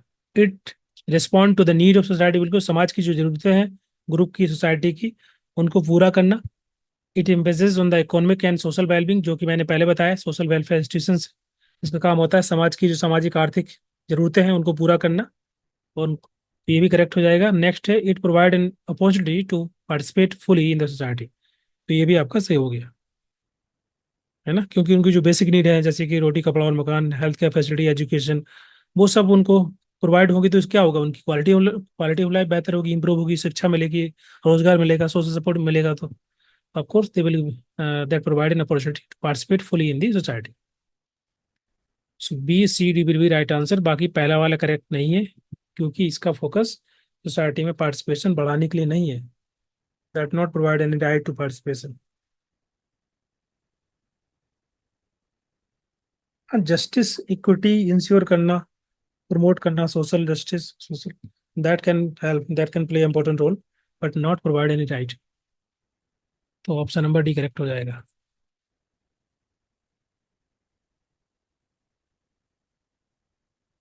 They will help people so that they can use their full potential, then of course उनका जो पार्टिसिपेशन होगा सोसाइटी के अंदर वो बढ़ेगा। Clear to all? Question number 1।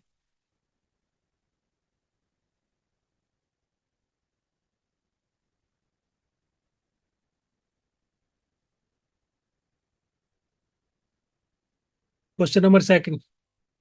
अच्छा, जो हिंदी माध्यम के हैं उनको समझ में आ रहा है? Social welfare administration is manually concern with, अभी ये थोड़े पुराने क्वेश्चन है तो इजी क्वेश्चन आ रहे हैं ज्यादा ज्यादा।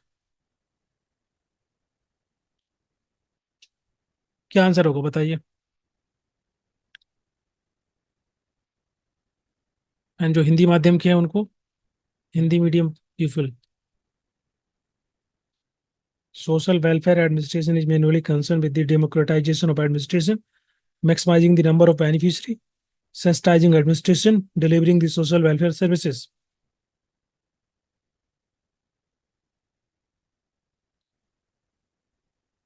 डेमोक्रेटाइजेशन ऑफ एडमिनिस्ट्रेशन का मतलब क्या होता है? इसका मतलब होता है कि जो पब्लिक एडमिनिस्ट्रेशन है, they will be more responsive to the need of people. That is democratic administration, कि जो लोगों की जरूरतें हैं उनको लेकर के ज्यादा रिस्पॉन्सिव होंगे, ज्यादा काम करेंगे।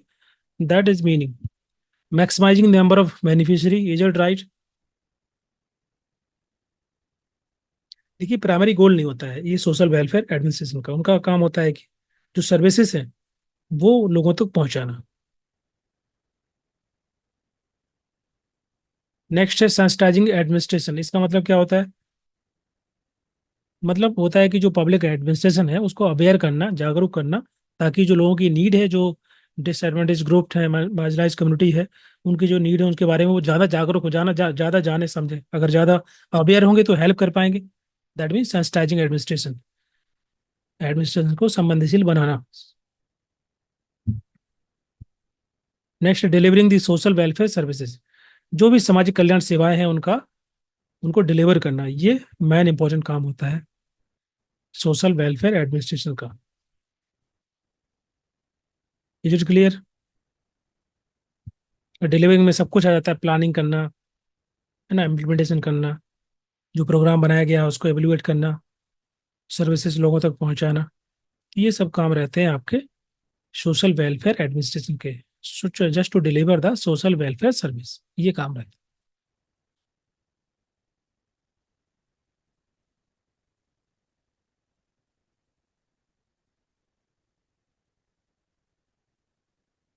ओके। तो जो प्रोग्राम होता है सोशल वेलफेयर प्रोग्राम, उसका काम होता है नंबर ऑफ बेनिफिशियरी को बढ़ाना, और जबकि एडमिनिस्ट्रेशन काम होता है कि जो सर्विस है उसको डिलीवर करना लोगों तक।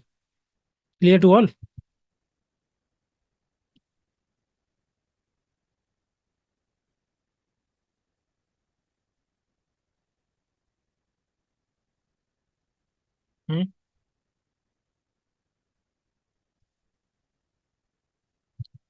चलिए, दो ही क्वेश्चन आए थे आई थिंक ये जून वाले में। Next question, question number first, ये दिसंबर 2022 का है। पढ़िए क्या लिखा है। What is the number, minimum number of people required to registered an organisation under the society establish? 7 sir. Okay.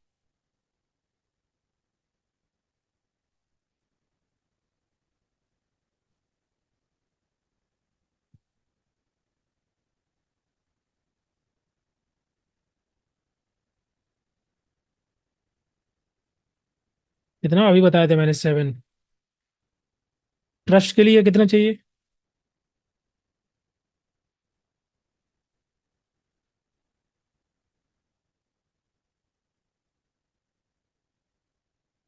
Under Indian trust act 1882, यही है ना?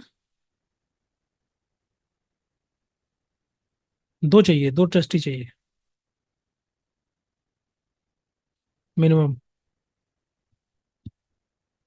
और सेक्शन 8 कंपनी के लिए?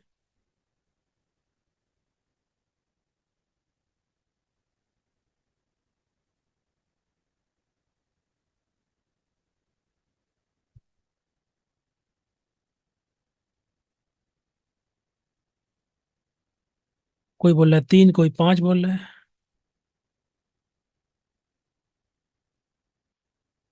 5 चाहिए। अच्छा, 5? 5 नोट्स में लिखा है क्या? 5 नहीं होगा यार।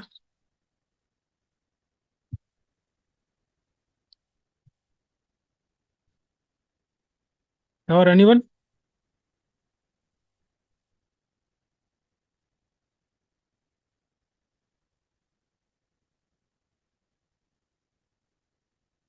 8 चाहिए। अच्छा, और कोई? तो आप लोगों ने कंफ्यूज कर दिया हमको। नोट्स में क्या लिखा है? इतना डिफरेंट आंसर दे रहे हैं आप लोग।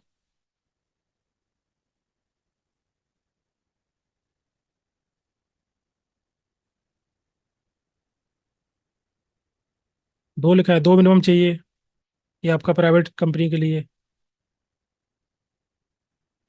पब्लिक कंपनी के लिए 7 चाहिए।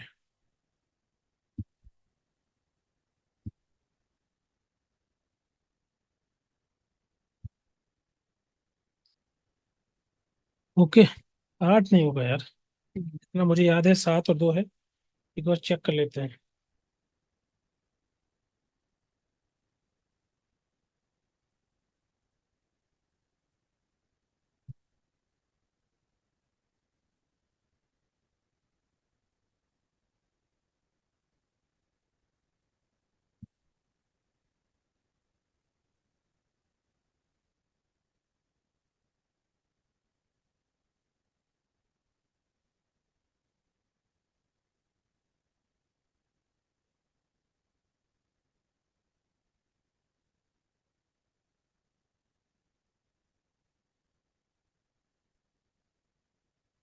ठीक तो लिखा है, 2 ही है।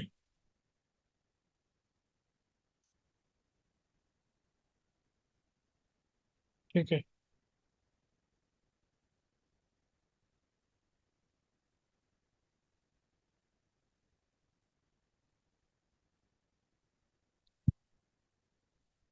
तो ये हमारा आंसर क्या होगा? 7 होगा।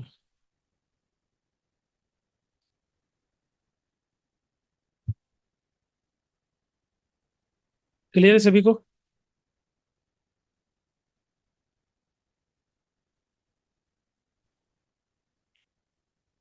ठीक है, तो अगर प्राइवेट कंपनी है तो आपका 2 है, और पब्लिक कंपनी है तो 7।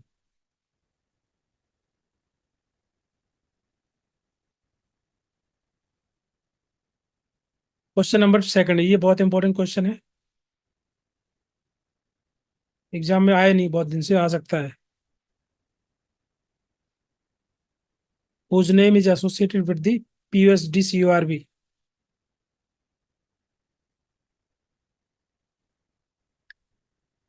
एडमिनिस्ट्रेशन के जो फंक्शंस हैं या मैनेजमेंट के जो फंक्शंस होते हैं, ये इनके द्वारा दिए गए थे।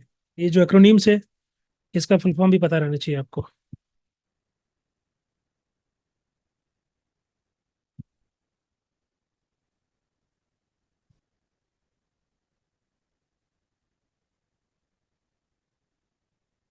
बिल्कुल, लूथर गुलिक के द्वारा दिया गया है।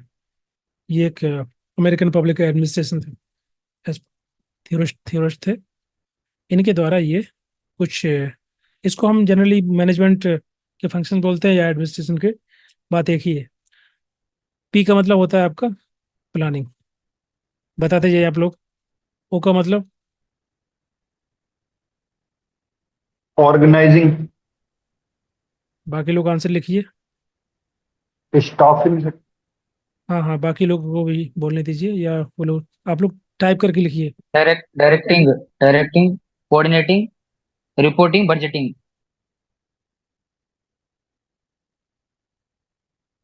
डायरेक्टिंग, कोऑर्डिनेटिंग, अच्छा सीओ साथ में, सॉरी। Same sir, same. हम्म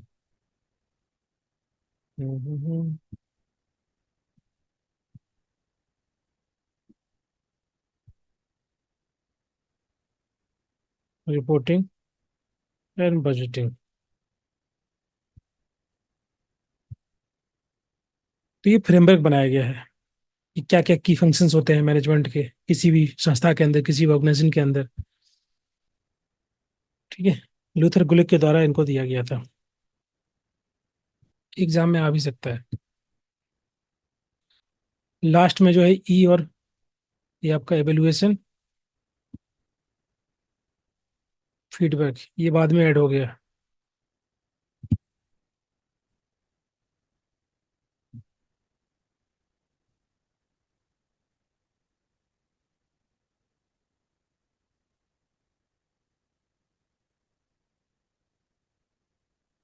क्लियर है?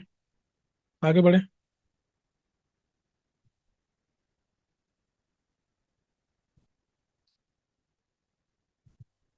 चलिए, ये इंपॉर्टेंट क्वेश्चन है, इसको याद रखना, एग्जाम में जो है आता है, तो प्लीज गलती ना करना।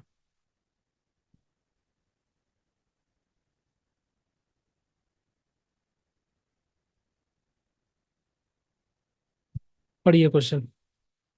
Which one of the following is organization is a organization non for profit organization? Corporations, finite production company, and company creation of profit.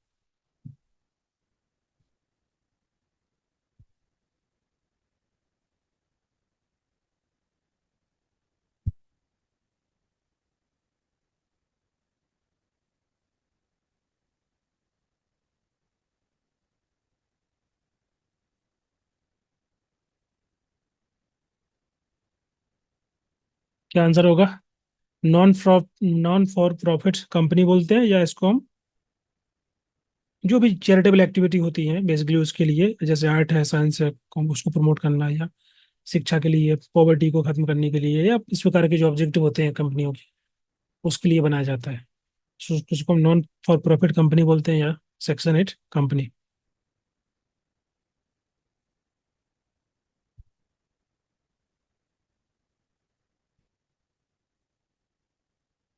Third वाला करेक्ट होगा।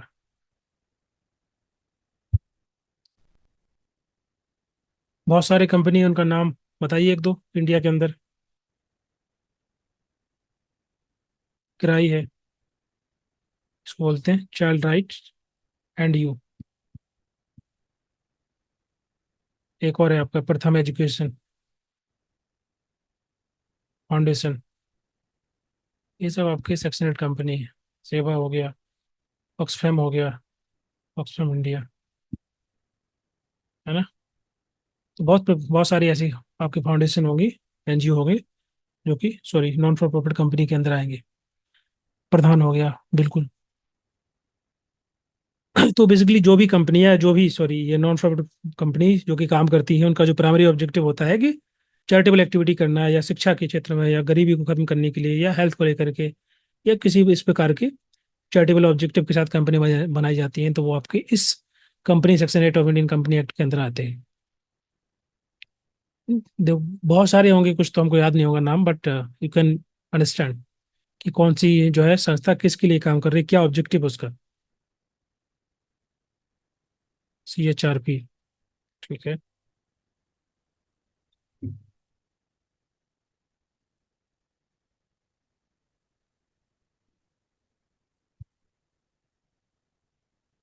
मानव साधन, ठीक है। हाँ, बहुत सारी कंपनी होगी, आप एग्जाम्पल आप समझ सकते हैं। तो ऑप्शन ऑप्शन नंबर 3 करेक्ट हो जाएगा,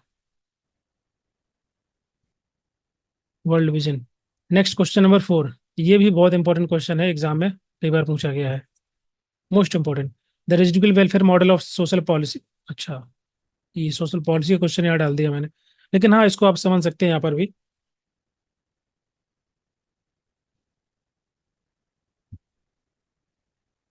रेजिडुअल वेलफेयर मॉडल कौन सा है? एक मॉडल है सोशल पॉलिसी का, किसके द्वारा दिया गया। नेक्स्ट यूनिट का क्वेश्चन है, यहाँ पर ऐड हो गया।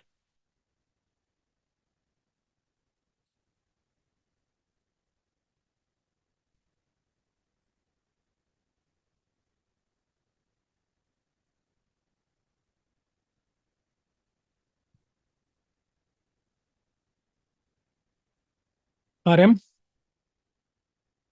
टिटमोस के द्वारा ये 1974 में इसको दिया गया था। उनकी किताब थी, उसमें मेंशन किया इन्होंने मॉडल ऑफ सोशल पॉलिसी। तो कौन कौन से मॉडल हैं, उसमें से एक मॉडल जो है रेजिडुअल वेलफेयर मॉडल है। इसका मतलब क्या होता है एनीबॉडी? Residual,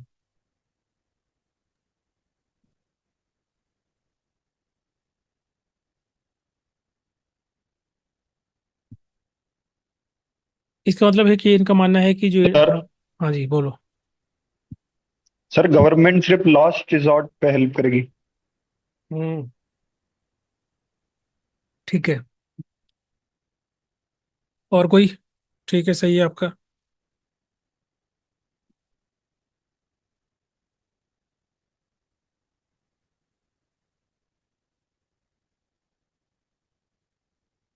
anyone?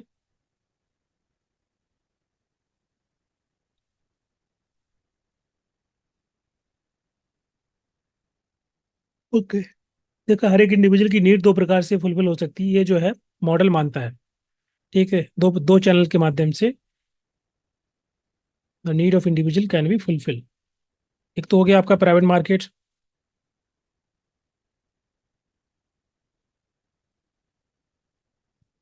दूसरा family.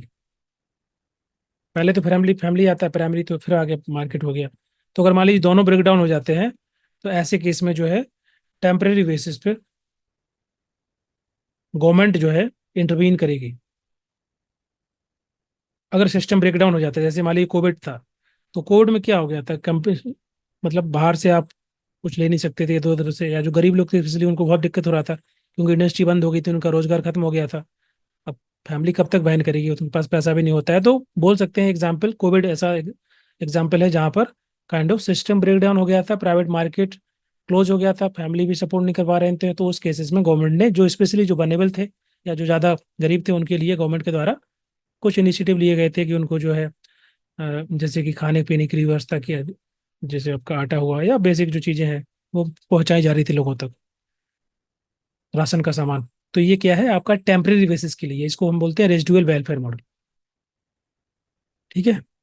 So in that cases the government will provide social welfare to the people for the temporary basis. The private market and family दोनों ब्रेक डाउन हो जाएंगे, दोनों channel, then the government will come in the scene और वो मदद करेंगे कुछ समय के लिए, कुछ टेम्परेरी बेसिस के लिए।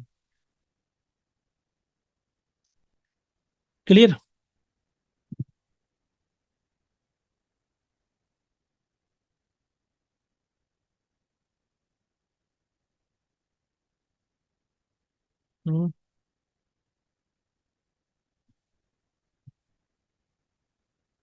बोलिए।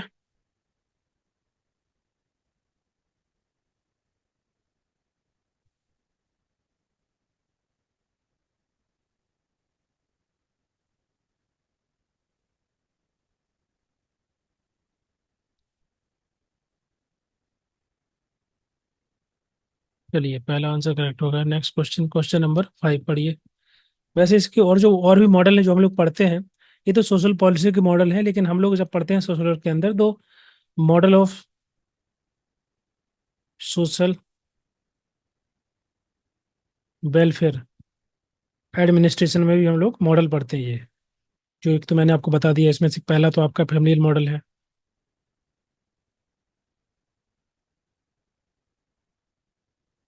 दूसरा आपका जो मैंने बताया रेजिडुअल वेलफेयर मॉडल,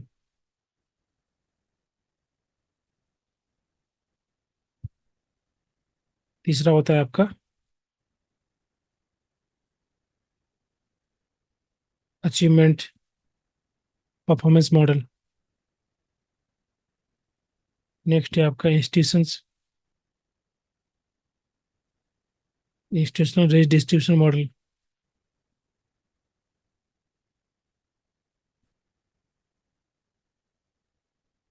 ये मॉडल भी हमारे सिलेबस के अंदर है। फैमिलियल मॉडल मतलब क्या होता है कि पहली जो है जरूरत फैमिली जो है पूरी करती है, कि जो सबसे इंपॉर्टेंट सिस्टम है हमारा किसी भी इंसान के लिए, सोशल सपोर्ट सिस्टम प्रोवाइड कराना। बेसिक जरूरत हमारी जो पूरी होती है फैमिली के माध्यम से होती है। एक सोशल सिक्योरिटी भी होती है, हमको आइडेंटिटी भी मिलती है।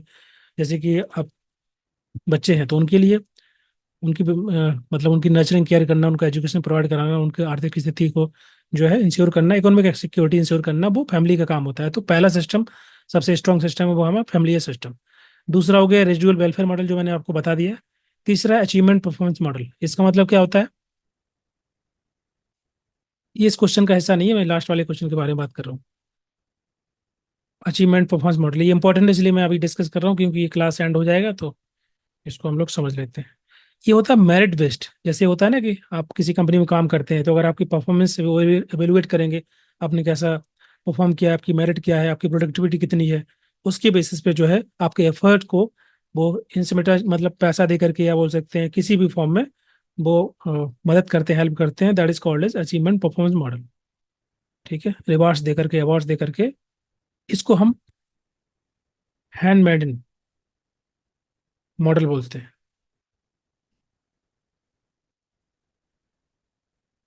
क्लियर।